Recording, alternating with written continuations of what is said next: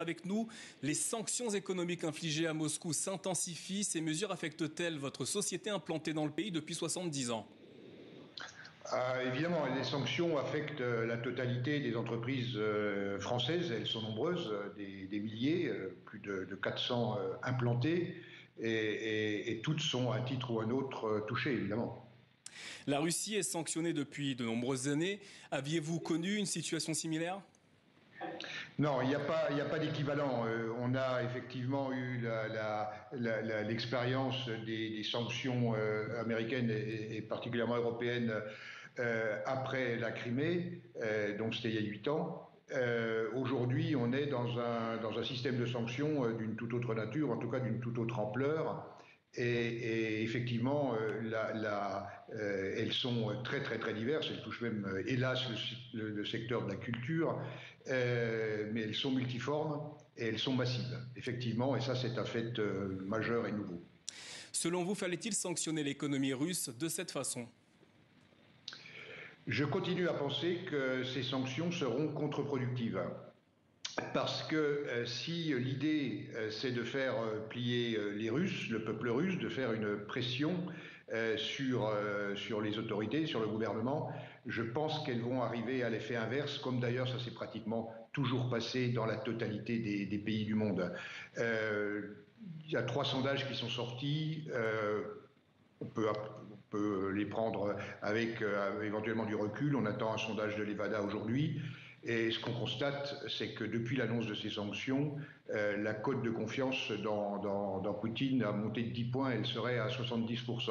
Alors même si elle n'est pas à 70%, en tout cas, elle est majoritaire. Et on voit bien l'effet complètement contre-productif de ce système de sanctions si on considère pouvoir effectivement influer dans la vie politique russe. Êtes-vous en contact avec des chefs d'entreprise russes et si oui, comment perçoivent-ils ces sanctions? Alors, vous avez 2 catégories. Vous avez ce qu'on appelle chez nous les oligarques, et c'est-à-dire, c'est pour l'essentiel des gens qui ont participé aux privatisations dans les années 90 et qui ont mis la main sur des actifs considérables. Ceux-là sont déjà sous contrôle du Kremlin. C'est-à-dire qu'ils ont beaucoup perdu.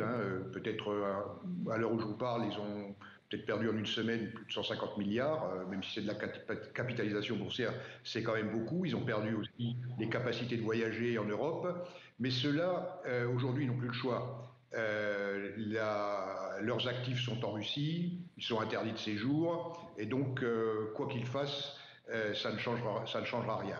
En revanche, le milieu des classes moyennes, des entrepreneurs russes privés, effectivement, voit avec beaucoup d'inquiétude ce qui se passe aujourd'hui, puisque c'est leur business qui est en cause, leur capacité d'apporter, leur capacité de payer leurs clients à l'étranger.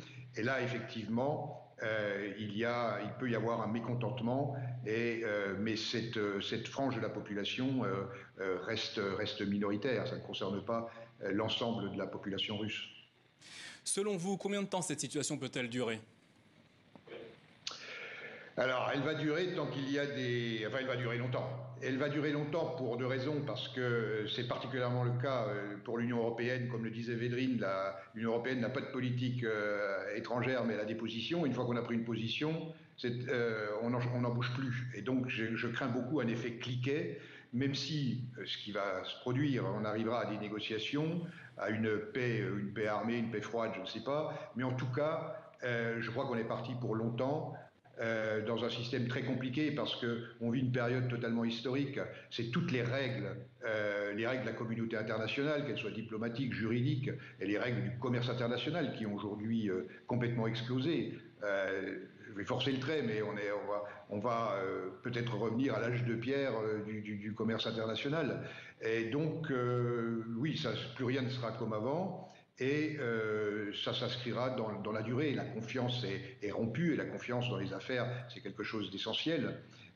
Donc il faudra tout reconstruire. C'est un champ de ruines. La France recommande aujourd'hui fortement à ses ressortissants dont la présence n'est pas essentielle en Russie de quitter le pays. Envisagez-vous de partir? Non, absolument pas, parce que déjà, je crois que les termes, c'est présence essentielle, et je considère que ma présence est essentielle à Moscou pour mon entreprise, pour les entreprises que je représente et pour préparer l'avenir, parce que forcément, il y aura un avenir, et il commence à se construire aujourd'hui. Donc, je reste. Merci Gilles Rémy d'avoir répondu à nos questions.